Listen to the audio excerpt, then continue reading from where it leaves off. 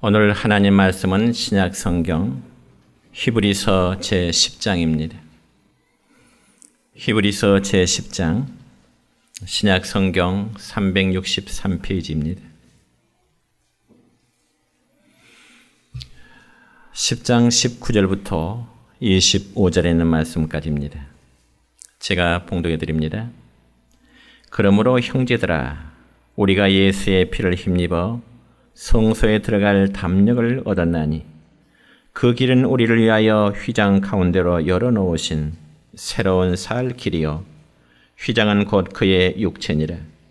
또 하나님의 집 다스리는 큰 제사장이 계심에 우리가 마음의 뿌림을 받아 악한 양심으로부터 벗어나고 몸은 맑은 물로 씻음을 받았으니 참 마음과 온전한 믿음으로 하나님께 나아가자. 또 약속하신 이는 미쁘시니 우리가 믿는 도리의 소망을 움직이지 말며 굳게 잡고 서로 돌아보아 사랑과 선행을 격려하며 모이기를 패하는 어떤 사람들의 습관과 같이 하지 말고 오직 권하여 그날이 가까움을 볼수록 더욱 그리하자. 아멘. 오늘은 신약 성경 히브리서 제10장 19절로 25절에 있는 말씀을 중심해서 그날이 가까움을 볼수록 이라는 제목으로 말씀을 선포하고자 합니다. 여러분, 사람이라면 어느 누구에게나 아주 절묘한 때와 또 그에 맞는 시간이 있습니다. 그래서 그러한 순간을 잘 포착한 사람은 성공할 수 있는 반면에 그렇지 못하는 경우도 있는 것입니다. 한 예를 들어서 미국의 독립선언서 기초를 작성한 벤자민 프랭클린이라는 사람이 있었습니다. 그런데 이 벤자민 프랭클린이라는 사람이 젊은 시절에는 서점에서 점원으로 일을 하고 있었습니다. 그런데 어느 날 그 가게에 들어온 손님이 책 한 권을 들고 와서 책값이 얼마냐고 물었습니다. 그자 이 프랭클린은 손님이 들고 온 책값이 $5입니다 라고 말했습니다. 그런데 서점을 나갔던 그 손님이 잠시 후에 또다시 돌아와서 책값을 두 번째 묻게 되는 겁니다. 그때 마침 책을 읽고 있던 프랭클린은 그 책값이 이번에는 $6입니다 라고 말했습니다. 그자 그 손님은 아주 의아해서 되묻습니다. 아니, 조금 전까만 해도 이 책값이 $5라고 말했는데 왜 이제는 $6라고 말하느냐, 이렇게 되물었습니다. 그때 프랭클린이 그 손님에게 이렇게 대답합니다. Time is gold. 다시 말씀드려서 시간은 곧 금이라고 하는 뜻인데 그 사람이 자신의 책 있는 귀중한 시간을 빼앗았기 때문에 그 시간의 값을 $1 추가해서 $6로 받게 된 것입니다. 그렇다면 과연 우리 성도의 입장에서는 우리 앞에 다가오는 그 시간들이 나와는 과연 어떠한 의미가 있을까요? 우리가 좁은 의미로 생각하자면 지금 이 순간도 우리 개인에게 다가오는 시간들은 결국 죽음의 그 시간들이 우리 각자를 향하여 다가오고 있습니다. 뿐만 아니라 넓은 의미로 보자면 장차 우리 주님이 재림하실 그 순간의 시간을 우리가 살아가고 있는 것입니다. 그렇다면 과연 어느 누구라도 맞게 될 그러한 순간을 앞두고 우리 성도는 이 세상에서 어떤 삶의 자세로 살아가야만 되겠습니까?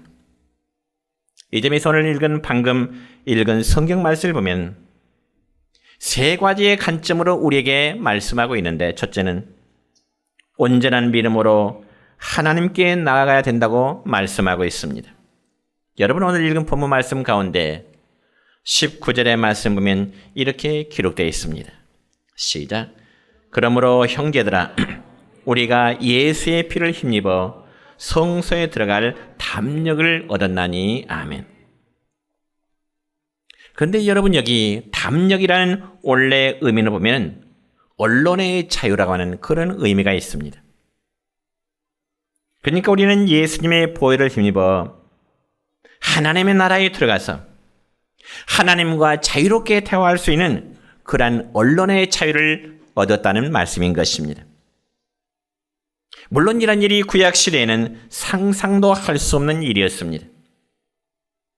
그리고 대제사장 할지라도 1년에 딱 한 번, 그것도 온갖 속죄 제사를 다 드린 후에 송아지의 피를 가지고 그 성소에 들어갈 수 있었던 것이 대제사장이었습니다. 그렇지만 오늘 우리는 예수님의 보혈을 힘입어 하나님의 나라에 들어가서 하나님과 자유롭게 대화할 수 있는 그러한 언론의 자유를 얻게 된 것입니다. 이 얼마나 큰 은혜요 특혜입니까? 그럼 우리는 개인적으로 기도할 때도 예수님의 피를 힘입어 하늘 성소에 담대히 들어갈 수가 있습니다. 그리고 하나님과 우리는 영적인 교제를 나눌 수가 있는 것입니다. 또 마음을 터놓고 하나님 앞에 나의 사정을 하소연할 수 있고요. 그리고 우리 성도들의 공동체가 함께 모여서 예배를 드리며 이곳에 예배 속에 임재하시는 하나님을 만날 수도 있게 되는 것입니다. 그렇기 때문에 우리는 예수님의 핏부림을 받아 구원받은 거룩한 하나님의 자녀들로서 오늘 성경 말씀에 보니까 참 마음과 온전한 믿음으로 하나님께 나아가도록 그렇게 말씀하고 있습니다. 이것이 바로 우리가 하나님께 나아갈 수 있는 신앙인의 자세인 것입니다. 그럼 우리가 하나님 앞에 참 마음으로 나아가기 위해서는 과연 어떻게 해야 될까요? 먼저 우리는 솔직하게 하나님 앞에 우리들의 연약함을 시인해야 되고요.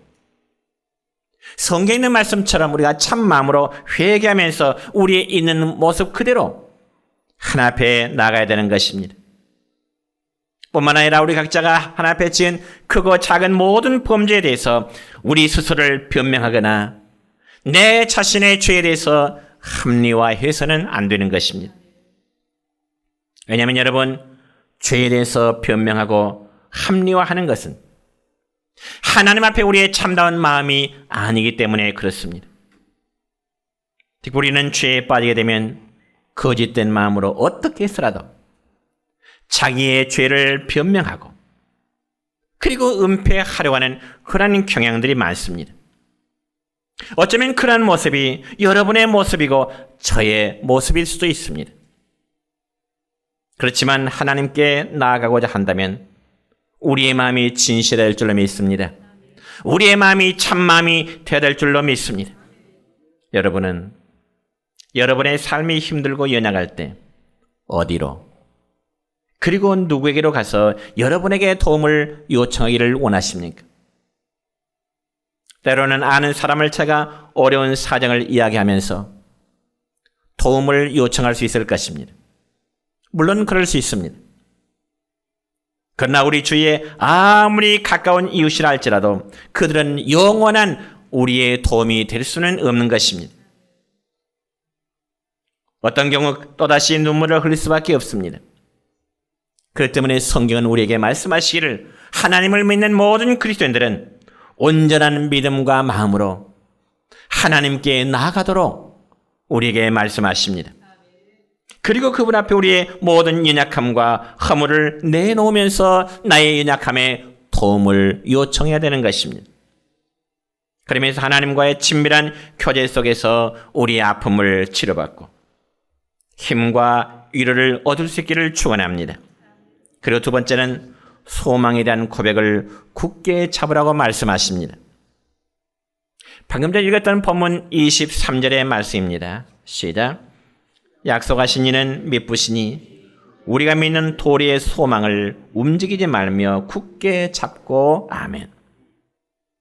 여러분, 여기 믿는 도리의 소망이라는 것은 소망에 대한 우리 각자의 신앙 고백을 의미하는 것입니다. 그러면 과연 우리가 고백하는 소망은 무엇입니까? 여러분이 하나님을 향한 소망의 고백이 무엇인가요? 이 부분에서 히브리서의 말씀을 보면 장차 오는 영광스러운 세상, 즉 하나님의 참 안식에 들어가는 것을 의미하는 것입니다. 우리가 예수 믿는 궁극적인 목적이 장차 하나님 나라에서 영광스러운 삶을 바로 소망하는 것이다, 그 말입니다. 그리고 사복음서의 말씀 보면 우리가 고백하고 우리가 기대하는 소망하는 것은 예수님의 재림의 때를 말씀하는 것입니다. 그러므로 오늘 본문 25절 하반절의 말씀을 보면 오직 권하여 그날이 가까움을 볼수록 더욱 그리하자고 우리에게 고면하십니다.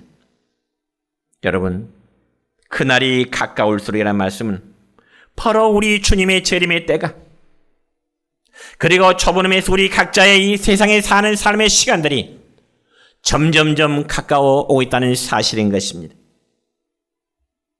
여러분, 비유적으로 생각해 볼까요? 학교에 다니는 학생들이 시험 날짜가 다가오면 얼마나 초급함을 느낀 줄 아십니까? 그리고 시험 날짜가 다가옴에도 불구하고 태평하다면 아마 그 학생은 공부에 관심이 없을 뿐만 아니라 또 반대로 평소에 준비를 많이 해두었다는지 둘 중에 하나일 것입니다. 그렇지만 대부분 평소에 공부를 해두었다 할지라도 아무튼 시험 앞에서는 떨 수밖에 없는 것이 아마 모든 시험을 앞둔 학생들의 마음일 것입니다. 제가 신학교 다닐 때 그때가 1981년입니다. 항상 제 옆에 앉기를 원하시는 장로님 한 분이 계셨습니다. 그 당시 제 옆에서 공부하시는 그 장로님의 연세가 62세였고요. 그 당시 약국을 경영하시는 약사 장로님이셨습니다. 그런 반면에 저는 20대 후반이었고요. 그러니까 그 장로님과 저와의 차이는 아버지와 아들과도 같은 그런 나이 차이지요. 그러나 동일한 신학생이라는 의미에서는 똑같은 학우고요.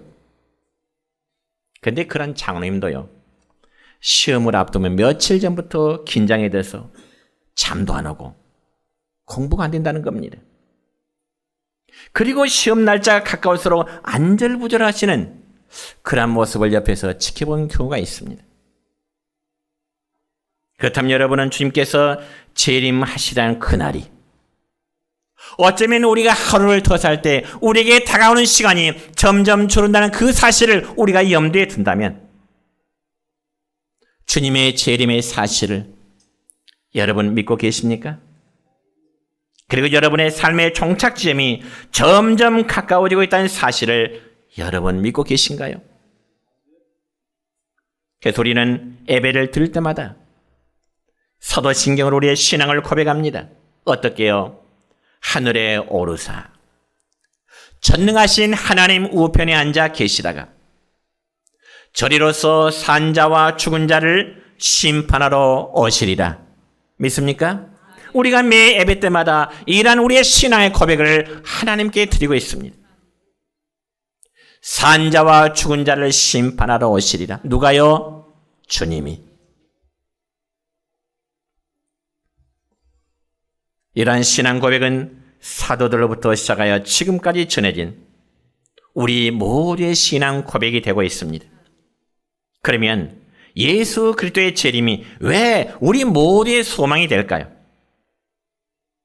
그것은 예수님께서 재림하심으로 영원한 하나님의 나라가 이 땅 위에 임하기 때문에 그렇습니다. 그리고 그날에는 예수님께서 피로 세우신 하나님의 나라가 완성되어지게 되는 것입니다. 그래서 예수님이 재림하신 그날에 죽은 자들이 먼저 신령한 몸으로 부활하게 되는 것입니다. 그리고 그때까지 살아남아있던 성도들은 오늘 성경 말씀 보니까 호련히 변화되어 공중에서 예수님을 영접하게 될 것이라고 데살로니가 후서에서 말씀하고 있습니다. 여러분, 이 놀라운 사실을 믿으시기를 축원합니다. 환상의 이야기가 아닙니다. 그래서 예수님은 우리를 영광스러운 당신의 거룩한 나라, 하나님의 나라로 데려가시게 되는 겁니다. 여러분, 그 하나님의 나라는요, 눈물이 없는 것입니다. 하나님의 나라는 슬픔이 없는 것입니다. 하나님의 나라는 질병도 없고요, 하나님의 나라는 죽음도 없는 것입니다. 또한 하나님의 나라에서 우리 성도는 많은 형제 가운데서 맏아들이 되신 예수 그리스도의 형상으로 변화를 받게 되는 것입니다. 그리고 예수 그리스도 안에서 온전하게 되며 영원한 즐거움이 있는 하나님의 나라에서 영생 복락을 누리게 되는 것입니다. 그래서 우리 성도들의 진정한 위로와 소망이 바로 하나님의 나라에 있음을 믿으시기를 축원합니다.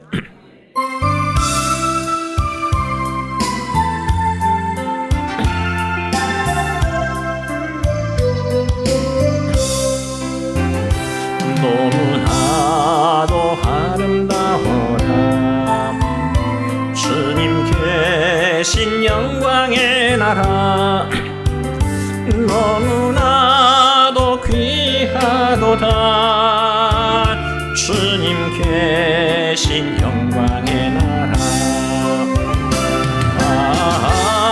저 영광의 나라 내가 소망하오니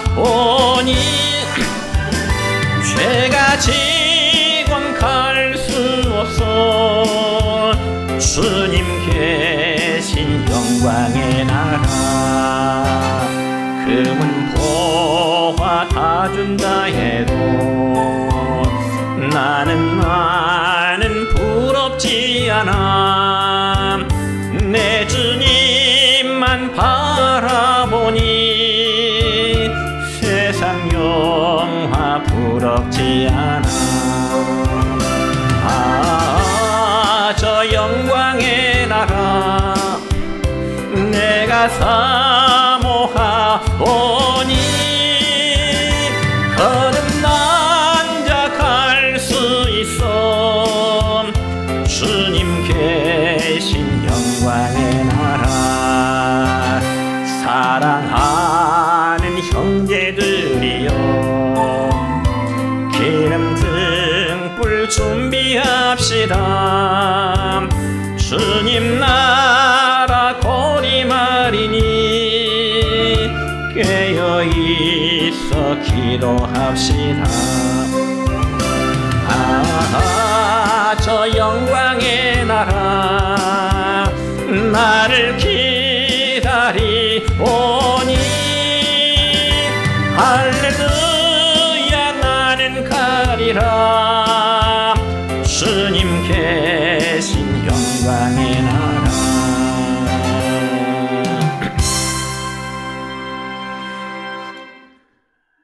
여러분 아담 이후에 예수 그리스도 안에서 죽은 모든 성도들에게 주님께서 다시 재림하심은 구원이 완성되는 날이 되는 것입니다. 그리고 그 순간은 이 땅에 있는 모든 성도들이 그토록 기대하는 영광스러운 이제 순간이 되어지는 것입니다. 그럼 우리가 성경에 보면 우리가 이러한 소망을 가지고 있는 것을 가리켜서 영혼의 닷과도 같다 그렇게 표현합니다. 히브리서 6장 19절 말씀 볼까요? 시작. 우리가 이 소망을 가지고 있는 것은 영혼의 닷 같아서 튼튼하고 견고하여 휘장 안에 들어가나니 아멘. 여러분 여기 영혼의 닷. 여러분 배에게 배한테 있어서 이 닷의 역할이 무엇일까요? 닷은 배가 바다에서 떠나가지 않도록 붙들어 매는 역할을 하는 것이 닷의 역할이죠.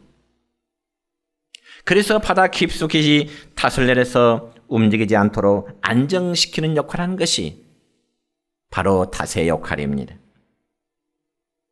그렇기 때문에 만약 닷이 없으면 배는 바람 물결에 좌우될 수밖에 없고 어쩌면 좌초될 수밖에 없을 것입니다. 그와 마찬가지로 우리 각자의 영혼도 중심을 잡아주는 닷이 없으면 예측 불가능한 인생의 기후로 인해서 왔다 갔다 실패할 수밖에 없고 넘어질 수밖에 없을 것입니다. 그러나 우리가 이런 소망에 대한 확실한 신앙 고백을 함으로 우리의 영혼이 세상에 떠내려가지 않고 구원에 대한 확신을 가질 수 있게 됨을 믿으시기를 바랍니다. 그리고 이 소망이 있기 때문에 모든 역경을 헤치고 날아올 수 있는 용기와 힘을 얻게 되는 것입니다. 그러면 여러분은 다시 한번 여러분의 소망이 무엇입니까? 저는 묻고 싶습니다. 수십 년 동안 여러분의 신앙생활 하는데 하나님 믿고 예수님 믿는데 여러분의 산 소망이 무엇인가요? 하나님 앞에 올바른 신앙 고백을 하실 수 있기를 바랍니다. 썩고 쇠하는 것을 붙들고 울고 있는 인생에서 예수님의 재림과 하나님 나라에 대한 소망이 우리의 진정한 소망임을 신앙 고백할 수 있기를 축원합니다. 세 번째는 서로 돌아보며 사랑으로 격려하도록 말씀하고 있습니다. 오늘 읽은 본문 말씀 24절의 말씀이네요. 시작. 서로 돌아보아 사랑과 선행을 격려하며 아멘. 여러분, 이 말씀 가운데 서로 돌아온다는 말은 서로 깊이 이해하고 서로 깊은 관심을 가져주라는 그런 말씀입니다. 그러면서 사랑과 선행으로 서로 격려하도록 말씀하십니다. 그러니까 여러분이요, 히브리서 기자는 믿음과 소망에 대해서 말한 후에 이제는 더욱더 구체적인 사랑의 실천에 대해서 말씀하고 있는 겁니다.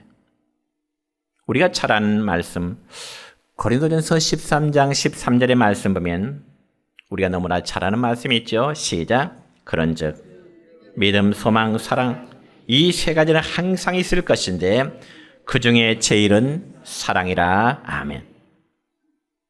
여러분, 사랑의 실천이 쉬울까요? 저는 묻고 싶습니다. 사랑의 실천이 쉬울까요? 말로 하기는 쉽겠지만 사랑의 실천이란 어려워도 너무 어렵습니다. 그러면서 성경은 말씀하기를 믿음의 형제들에게 사랑을 실천하도록 강조하고 있습니다. 그럼 왜 우리가 교회 공동체 안에서 사랑의 실천을 해야 될까요? 그것은 바로 우리가 예수 그리스도의 피를 통하여 영적으로 한 가족이 되었기 때문에 그렇습니다. 그러면 성도들은 믿음의 형제들을 한 가족으로 여기면서 서로 돌아보도록 말씀하십니다. 그리고 깊은 관심을 가져주고요. 그리고 서로에게 도움이 되도록 성경은 말씀하고 계십니다. 다시 말씀드려서 믿음의 유익을 주는 자가 되도록 말씀하십니다. 나를 통해서 내 주변의 믿음의 식구들이, 내 믿음의 형제들이 나의 모든 삶을 통해서 믿음의 도움, 유익을 줄 수 있는 자가 되라는 그런 말씀입니다. 또한 믿음의 형제들이 어려움 가운데 있을 때 형제의 아픔을 자신의 아픔으로 느끼고 함께 마음 아파하도록 그런 의미가 있습니다. 여러분, 대개 사람들이란 어려움을 당하게 되면요, 대부분 자기 중심적이 되어서 다른 사람을 돌아보는 것, 다른 사람이란 관심 가져볼 여력이 없습니다. 우선 내가 힘든데 다른 사람이란 관심과 돌아본다는 것은 더더욱 힘들 것입니다. 그리고 신경질적이 되고요, 원망하게 됩니다. 그럼에도 성경은 우리에게 말씀하십니다. 서로를 돌아보고 그리고 사랑과 격려를 주도록 말씀하십니다. 그럼에도 그렇지 아니하고 다른 사람의 약점을 캐내거나 헐뜯다면 그런 사랑의 관계는 반드시 깨어지고야 말 것입니다.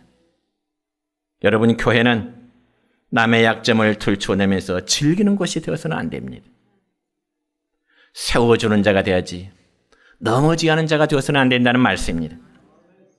왜냐하면 믿음의 형제들을 비난하고 헐뜯는 행위는 곧 자기 자신에게 침을 뱉는 행위와 똑같기 때문에 그렇습니다. 여러분, 신약성경 요한 3서 1장에 보면은 디오드레베라는 사람이 소개되어 있습니다. 이름도 특이하죠? 디오드레베. 그런데 그 디오드레라는 사람은 교회 공동체 안에서 전혀 도움이 되지 않는 사람으로 소개되고 있습니다. 오히려 그는 교회 안에서 쓴 뿌리의 역할만 했던 사람입니다. 그러면 과연 디오드레베라는 사람이 도대체 어떤 사람이었기에 그는 교회 안에서 전혀 유익이 되지 못하고 도움이 되지 못한 사람이 되었을까요? 이 점에서 요한 3서 10절의 말씀을 보면 이렇게 기록됩니다. 시작. 그가 악한 말로 우리를 비방하고도 오히려 부족하여 형제들을 맞아들이지도 아니하고 맞아들이고자 하는 자를 금하여 교회에서 내쫓는도다. 누가요? 디오드레베라는 사람이. 이 말씀을 보면 여러분, 사도 요한은 디오드레베의 네 가지 잘못된 점을 지적하고 있습니다. 디오드레베가 어떤 교회 안에서 어떤 점을 잘못했느냐? 첫째는 그가 요한의 사도권을 무시했습니다. 다시 말씀드려서 하나님이 세우신 교회의 지도자, 사도의 권위를 자기의 마음에 들지 않는다고 해서 함부로 무시했다는 겁니다. 이게 바로 디오드레베의 첫 번째 잘못이고요. 두 번째는 사도 요한이 보낸 순회 전도자들을 악한 말과 터무니없는 말로 비방을 일삼았습니다. 여러분, 전도하는 전도자들을 인정하고 격려하지는 못할 망정 험담하고 비방했다는 것이죠. 이게 바로 초대교회의 디오드레베의 모습이었습니다. 이런 불의의 사람이 교회 안에 있다면 전혀 도움이 안 되겠죠. 그리고 세 번째는 디오드레베는 자신이 그리스도인으로서 당연히 형제들을 대접함에도 하지 않았다라고 말씀하고 있습니다. 여러분, 초대교회 성도들은요, 형제 대접하는 것을 아주 아름다운 덕으로 생각을 했습니다. 즉, 손님들 대접하는 것을 신앙의 미덕으로 여겼다 그 말이에요. 그럼에도 이 디오드레베는 형제 대접하는 일조차 더 거부하게 됩니다. 그리고 결국 심지어 네 번째는 오히려 자기는 하지 않으면서 순회 전도자 대접하는 자들을 교회에서 내쫓았습니다. 출교시켰습니다. 참 오늘날 교회 안에 이런 일이 있어서는 안 되겠죠. 자기가 하기 싫으면 말 것이지 다른 사람까지 선한 행위를 하면은 그 꼴을 못 보는 모습, 이게 바로 교회의 지도자로 있었던 디오드레베의 모습이었습니다. 그러면 그는 교회의 문을 가로막고 있던 자입니다. 혹시 우리 자신의 모습이 디오드레베의 모습 같은 사람인지 아닌지를 한 번쯤 생각할 필요가 있을 것입니다. 여러분, 교회는 서로 격려해주고 서로 사랑하고 서로 선행으로 세워주어야 되는 것이 되는 것입니다. 여러분, 철새 가운데, 새 조류 가운데 서로 잘 돌봐주는 새를 기러기라 그렇게 말합니다. 그러나 기러기는요, 독수리처럼 강한 새는 아니죠. 그리고 기러기는요, 날개도 약합니다. 그렇지만 기러기는 새 가운데 가장 멀리 날아가는 철새로 알려지고 있습니다. 그리고 여러분들이 관심 있게 보면 이 기러기는 날아갈 때 언제나 V자형으로 날아가게 됩니다. 왜냐하면 먼저 날아가는 새가 공기의 저항을 밖으로 밀어주기 때문에 그렇습니다. 그러면 그 뒤를 따르는 새는 그만큼 공기의 저항을 덜 받으면서 잘 나를 수 있게 되는 거죠. 그래서 이 조류학자들에 의하면 맨 앞에 날아가는 새보다 뒤에 따라오는 새는요, 공기 저항을 약 3분의 1 정도밖에 받지를 않는다고 합니다. 그리고 같은 힘으로 3배나 더 멀리 날아갈 수 있다는 거죠. 뿐만 아니라 맨 앞에 가던 기러기가 힘이 빠지면 다시 맨 뒤로 가고 다음 기러기가 또 앞에서 인도하는 그런 모습입니다. 그리고 이 기러기라는 새는요, 자기 동료들이 병들어도 버리고 떠나는 법이 없다고 합니다. 그러면 동료 기러기들 가운데 한 마리라도 병들면 어떻게 할까? 조력자들 말에 가면은 몇 마리의 기러기가 함께 남아서요, 어느 정도 병든 기러기와 함께 생활하다가 회복되면 같이 또 날아간다고 합니다. 이처럼 미물의 새들도 일할진데 하나님을 섬기는 우리 성도들이 서로 돌아보는 일에 힘쓰지 않는다면, 서로 격려하는 일에 힘쓰지 않는다면 어떻게 되겠습니까? 오늘 본 말씀에서 강조하는 사실도 바로 이런 점입니다. 그날이 가까운 것으로 서로 돌아보며 사랑과 선행으로 격려하도록 오늘 사도 요한을 통해서 우리에게 교훈하게 되는 것입니다. 특별히 우리 사람들에게는 격려가 필요한 존재들입니다. 그렇지만 우리가 매일 만나는 사람들은 어떤 사람들인가요? 때로는 삶의 실패로 인해 상처를 입은 분들이 우리 주위에 있기도 하고요. 저는 우리나라 정치인들이 선거하는 과정을 보면은 비유가 좀 과대할지 모르겠습니다만은 정치인들이 정치하게 선거하는 과정을 보면 마치 동물의 왕국을 보는 것 같은 그런 기분이 나요. 동물의 왕국. 여러분, 동물의 세계란 것은 먹고 먹히는 치열한 생존 경쟁 속에서 강한 자만 살아남기 때문입니다. 그러니 상대방을 잡아먹기 위해서 온갖 비방과 흑색 성정과 음모와 배반으로 정치인들이 선거의 과정을 보면 그렇습니다. 여러분, 솔직히 정치인들이 상호 비방전을 보면은 어떤 생각이 드시던가요? 한마디로 유치하게 그지없지요. 정치인들 입에서 나오는 말이 뭐예요? 국민들을 위해서, 국민들을 위해서. 국민들이 가만히 있지 않을 것입니다. 여당이나 야당이나 마찬가지입니다. 표면적으로는 자기들이 다 국민들을 위해서 국가를 위해서 헌신한다고 하지만은 결론은 뭐예요? 자기 자신의 출세를 위해서 한 거 아니겠습니까? 어떤 면이 보면 유치원 아이들의 장난 같기도 하고요. 그럼에도 불구하고 여러분, 상호 비방전을 폭로하는 그 이유는 무엇일까요? 상대방과의 경쟁에서 이기기 위해서입니다. 그러니 이러한 세상에서 우리 성도들이 정말 믿음으로 산다고 해서 상처 안 받고 살 수 있을까요? 우리 예수 믿는 성도라고 현실을 외면하고 살아갈 수는 없습니다. 그래서 끊임없이 갈등하고 때로는 낙심하고요. 또는 형제를 통해서 이웃을 통해서 절망을 가져보기도 합니다. 그래서 우리에게는 많은 위로와 격려가 필요하게 되는 겁니다. 여러분, 신학 중에 윌리엄 바클리라는 신학자가 있는데요. 그 윌리엄 바클리라는 신학자가 말하기를 인간이 행할 수 있는 최상의 의무 중에 하나는 격려의 의무다. 이런 말을 했습니다. 아주 의미 있는 말이죠. 동감하십니까? 사람이 할 수 있는 최상의 의무 중에 하나는 이웃에게 격려를 주는 의무. 여러분, 격려한 데는 돈이 필요한 것도 아니고요. 연령의 제한도 없잖아요. 그리고 격려는 윗사람이 아랫사람에게 하는 것이 아니요 아랫사람도 윗사람에게 격려를 드릴 수 있는 겁니다. 그러니까 어떤 의미에서 보면은 윗사람이나 아랫사람의 서로 인간의 관계는 격려의 관계가 참 필요하다는 겁니다.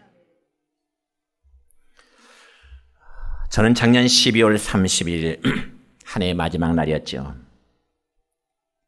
우리 교회 집사님으로부터 참 감동적인 문자 하나를 받았습니다. 아마 그 이야기를 제가 연초했는지 모르겠습니다만은 우리 집사님 중에 한 분이 문자를 보냈어요. 문자 내용이 뭐냐면, 목사님, 금년에도 감사합니다. 내년에도 힘내주세요. 파이팅. 그 간단한 문자 얼마나 제가 감동이 되는지 모릅니다. 금년에도 감사합니다. 내년에도 힘내주세요. 화이팅. 올해는 누가 제게 이런 문자를 주실는지 한번 기대해 보겠습니다. 이 정도 했으면 연말까지 한번 기억하고 계셔야 되지 않겠어요? 자, 그렇다면 우리가 이처럼 사랑과 선행으로 격려하기 위해서는 어떻게 해야 될까? 본문 25절의 말씀 함께 읽겠습니다. 시작.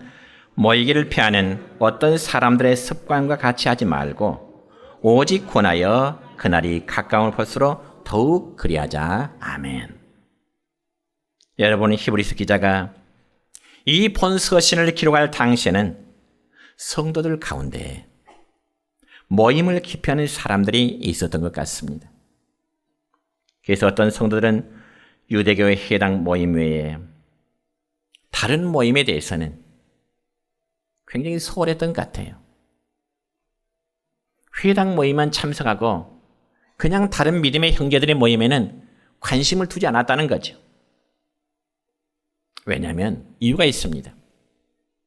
당시의 지적인 우월감에 사로잡혀서 사회적 신분이 좀 낮은 사람들과 함께 예배에 드는 것을 좀 신분인 사람들이 창피하게 생각했던 거예요. 배우지도 못한 사람, 가진 것도 없는 사람, 신분이 낮은 사람들과 함께 예배를 드린다는 것이 조금 배웠다는 사람, 좀 가진 사람의 입장에서는 창피하게 여겼다는 거죠. 그리고 일반 성도들끼리 함께 모여서 예배를 드림에도 아무튼 사회적으로 신분이 낮은 사람과는 함께 어울리기를 꺼려했습니다. 그렇다 보니 사회적 신분이 좀 있다는 사람들은 신분이 낮은 사람들과는 교회라는 공동체 안에서도 잘 어울리려고 하질 않았습니다. 그러니까 공적인 예배에 잘 참석하지 않게 되는 거죠. 뿐만 아니라 어떤 사람들은 예수 믿는다는 것 때문에 환난과 핍박에 두려워서 의식적으로 그런 또 성도의 모임을 의식적으로 피하는 그런 종류의 사람들도 있었고요. 그러나 우리가 사랑과 격려로 이제 격려하려면 모이기를 힘싸움을 말씀하십니다. 모이지 않고 어떻게 어려움 당하는 자들의 사정을 알 수 있겠습니까? 그러므로 교회 공동체는 서로 격려하며 살아야 될 사람들이 모이는 것입니다. 오늘 본문 25절 끝부분의 말씀을 다시 보면은 그날이 가까움을 볼수록 더욱 그리하자. 주님의 재림의 때 가까울수록 우리 각자의 삶의 마지막에 가까울수록 주 예수 이름으로 모이는 예배에 모이기를 힘쓰도록 말씀하십니다. 여러분, 이런 비유적인 말씀이 있잖아요. 쌓아놓은 장작불에 불 붙이면 그 장작불은 잘 타잖아요. 그렇지만 비록 불이 붙어 할지라도 그 장작불을 하나하나 떼어놓으면 얼마 가지 못해 연기만 피오르고 꺼지고야 마는다는 것이죠. 우리들의 성도들 신앙 원리도 마찬가지입니다. 신앙의 연수가 수십 년 교회 출석해도 교회 공적인 모임에 함께하지 못하면 그 믿음엔 항상 제자리 걸음입니다. 성장하질 않아요. 참으로 성도 개개인이 은혜로운 신앙생활을 하다 보면 교회 각종 모임에 절대로 빠지지 않아야 됩니다. 그런데 교회 모임에 나가기를 싫어할 때부터 영적으로 병들어가고 있다는 증거입니다. 그렇기 때문에 오늘 본문 25절의 말씀을 다시 한번 더 읽겠습니다. 시작. 모이기를 피하는 어떤 사람들의 습관과 같이 하지 말고 오직 권하여 그날이 가까워 볼수록 더욱 그리하자. 아멘. 아멘.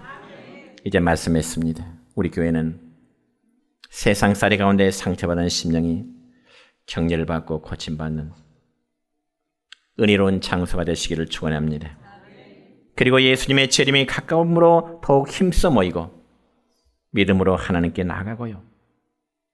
하나님 나라를 소망하면서 그리스도의 사랑을 실천하는 우리 내정교회 공동체가 되시기를 주님의 이름으로 축원합니다.